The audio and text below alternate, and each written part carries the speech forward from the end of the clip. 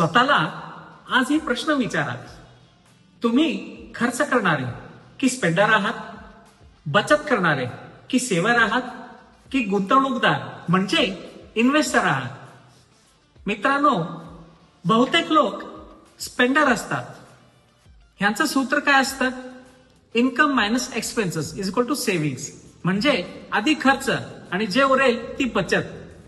परिणाम काय होतो? महिन्याच्या शेवटी बचतीसाठी फारसं काही शिल्लकच राहत नाही. नंतर येतात सेव्हर. ह्यांचं सूत्र काय असतं? Income minus savings is equal to expenses. हे आधी स्वतःसाठी बचत बाजूला ठेवतात, उरलेल्या पैशात खर्च करतात. ही एक चांगली आर्थिक सवय आहे. पण खरी प्रगती करतात ते गुंतवणूकदार म्हणजे इन्व्हेस्टर.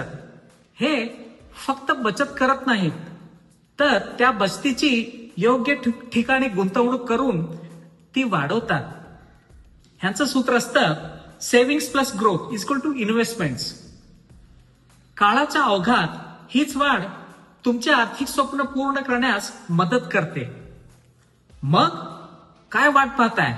आज स्वतःला विचाराच की तुम्ही खर्च करता, फक्त बचत करता, की स्वतःच्या भविष्यासाठी गुंतवणूकही करता?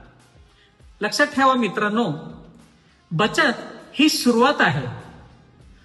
आर्थिक प्रगतीचा खरा मार्ग शिस्तबद्ध गुंतवणूक आहे. आजची योग्य गुंतवणूक उद्याचे सुरक्षित भविष्य. लक्षात ठेवा. बाय. Take care.